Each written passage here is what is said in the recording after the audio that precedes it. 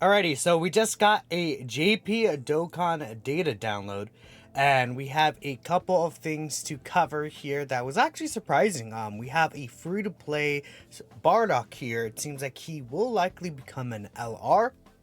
And then right here we have a base form Goku Black Super EZA, which we did cover the details yesterday evening. But yeah, there are a couple extra things to talk about besides the Super EZA for physical Goku Black. Again, we have this guy. His full details have been out for a bit. Actually, I should have probably just brought up Garash's translations on the side. We'll recover this guy right at the end of the video with my it's been a few hours thoughts, but let's cover the new stuff first real quick, and then after, of course, we'll go into Goku Black again, and that'll give me an opportunity to bring up the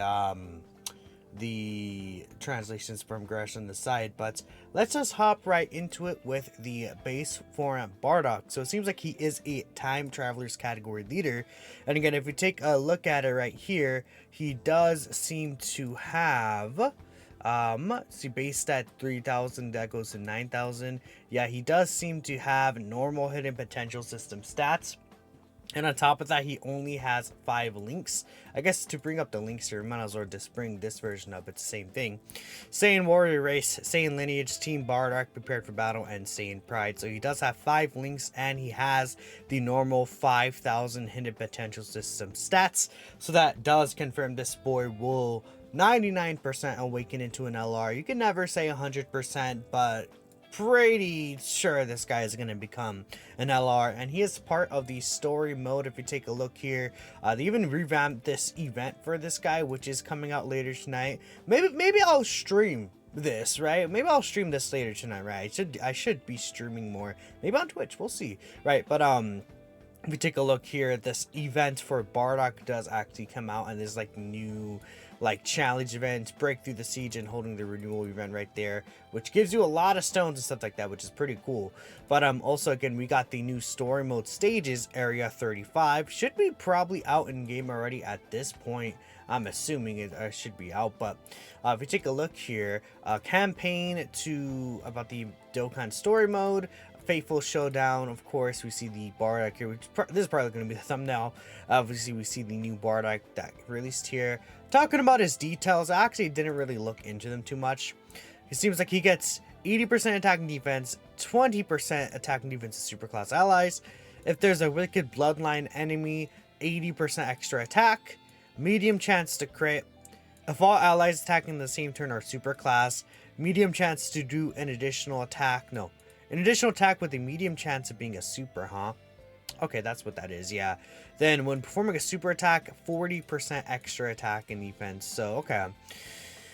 I mean, the 80% attack against Wicked Bloodline might not be something too often seen, but without that, I mean, he seems like he'll be a decent character, right? Again, he has multiplicative stats here.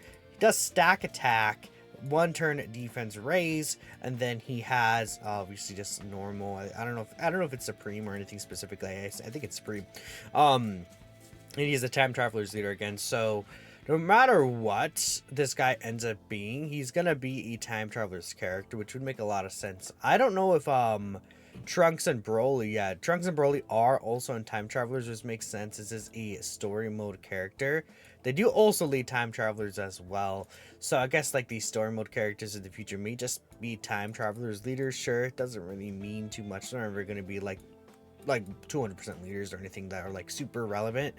But it's definitely gonna likely be some. I might just be Bardock by himself, honestly, because he has all these categories, and usually if it's like some joined forces category, they don't put a lot of these characters on here. Like if it was going to be like a team Bardock kind of LR, they wouldn't be on like Bond, a parent and child, right, as an example, right? So this might literally just be Bardock by himself. It might be a just base form Bardock. Maybe he does some sort of like Dokkan original animation, which would make a lot of sense. We'll see what happens with this guy. Let me know what you guys would like to see from this Bardock specifically, but it is really interesting. I mean, personally, I am a Bardock fan. I do like Bardock, so it'd be really interesting to see what this guy ends up being in the future. But for now, all we have is this SSR that will be, updated throughout the next few months, which is pretty exciting. So There we go with the new Bardock. 4 times adventure, huh? Okay, pretty interesting. And then there's missions here. The new Bardock event, which may or may not go live for. I don't know. We'll see. We'll see. Besides that, that's all there is in the news specifically.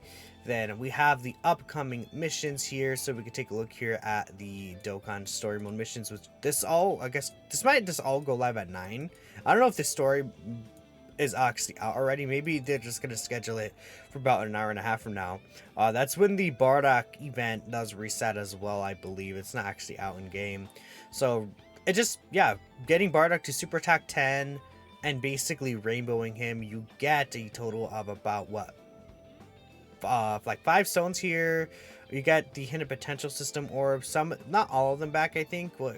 Some of them back, I think you do at least get for the Bardock by rainbowing him, which is pretty cool. In fact, they don't even ask you to fully rainbow him. They just ask you to get him to 90%. I guess obviously they're going to add new missions as they awaken him and things like that. The Rose missions, of course, are still ongoing currently. Baton Battle starts tomorrow. We have the Super EZA for Physical Goku Black. I guess, again, we'll talk about this guy now, where you want to use Extreme Z Awakened characters, 3 of them. You want to use 3 Kamehameha characters, and then defeat it under 3 minutes and 30 seconds. This should be quite an easy Extreme Z battle, honestly. The Super EZA stage for Goku Black. I feel like this one's going to be kind of easy to beat. I don't think that's going to be that big of a deal. I don't think we can see the stats of this guy, though, is the only thing, right? Unfortunately, Dokkan info doesn't really show the stats here, but yeah, this should be quite easy to beat. I feel like, you know, the physical kid Boo Winner is a little tanky, but even if this guy's tanky, his weakness is Goku family is the weakness. And it's like, obviously, if you go to Goku family, like STR characters, like Beast Gohan's there. As an example, right? You have Beast Gohan, you have Future Gohan, UI Goku. I don't know, this what typings does this guy like nullify here? Let me just take a second look here. He does nullify Super AGL, Tech, Int, and Physical. So you do really want to use just Super STR. But not a big deal, honestly, in my opinion. I think that it should be quite easy to get it done with the Super STR by itself. I mean, this Dragon for Super Saiyan 3 Goku will be useful. You do want to bring EZA characters, so you could just probably bring Blue Hulk and Goku, right? Even though he won't get a Spirit Bomb, he still has all of this, so I guess, you know, this he doesn't have, but I mean, not the worst thing. Maybe, again, if you end up running Ajo UI Goku. Ooh, STR UI Goku is an EZA character, of course, right? Where's this guy? Here, right here. STR UI Goku. Obviously, this is JP release, so yeah. Pretty cool. Now, Physical Goku Black himself. Again, oh yeah, I do have the Garish translations on the side here. Again, this guy, I think that they could have given him some sort of defensive mechanic. You know, him wanting to get hit technically 15 times. 5 times though for him to really be good, but 15 times, man, like, I don't know why they're doing that. I feel like, you know, the team is gonna really be asking for a lot of like these characters who want a bunch of orbs. Broly Trio, Rose wants rainbow orbs, this guy wants his orbs, right? There's a lot of characters on that Super Bosses team that would really like to get the orbs.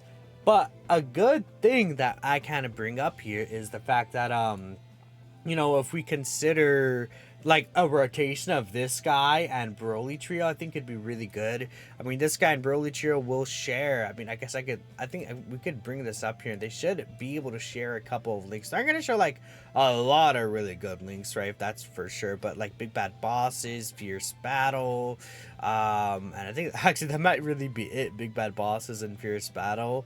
But hey, you know what? Broly Trio is a support character, and we will take a Rainbow Orb Changer that can allow this guy and the Super Bosses team to consistently get the 7 orbs in slot 1.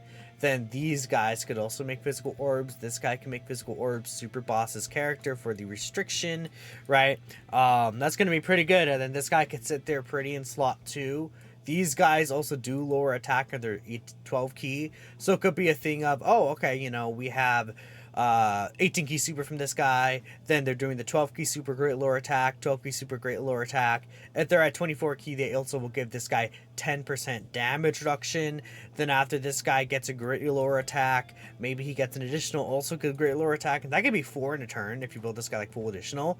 You will get 10% reduction. He could be quite well over 2 mil defense. You know, if you get him, well, let's say like 7 to 10 orbs, this guy with Broly Trio on rotation could be over 10 mil defense range even. So that could be pretty good. Or not 10 mil, 2 mil defense range, right? And if there's like 4 great lore attack put on the enemy, right, that could be nice. The only issue is that this guy's physical. So him being a physical character could be disadvantageous. But again, maybe if he had like just 20% reduction built in, or like a built-in additional super, I think that's all I would really ask. But besides that, he's good. So, you know, I'll take it. We'll see exactly how he looks like when he's in game. I'm actually kind of excited to try him out. I think he'll be a fun character overall. But of course, we will see. Then the last little thing here is the support memory stage is getting a new stage here.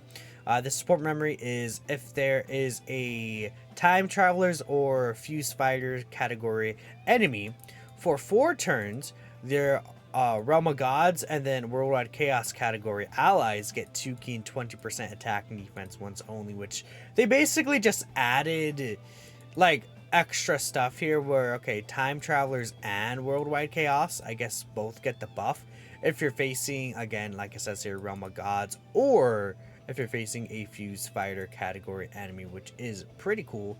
I will definitely take that. Or wait, let me actually hold up. I wrote it out specifically here. Let me just take a look here real quick. Just 1 second here. And yeah, so okay, realm of gods or worldwide chaos category allies 2 key 20% attack and defense for 4 turns. If there is a time travelers or fuse fighters enemy, yeah, that's what it is. Sorry, I'm kind of stupid. And it's for 4 turns, once only. So, I mean, it's pretty good. They just added the extra categories here, so we'll take that. I probably like over confused some of y'all, but just look, it's right here. Just read this, pause this, read it, it's right there. That's it though. That is all there is for the support memory, and that's everything coming for JP this week, basically. So a little bit of a dead week. We have the Super Easy and the Bardock free-to-play character stuff, and then we're not really gonna get anything until like the 16th, 17th, basically a whole week from now, when we should get the Part 2 Alar reveal. So at least that's gonna be cool. But this week may be a little dry from like the 13th, 15th range. Anyways, I'm ending the video here. Let me know what you guys think. Thanks y'all for watching, and I will catch you all next time.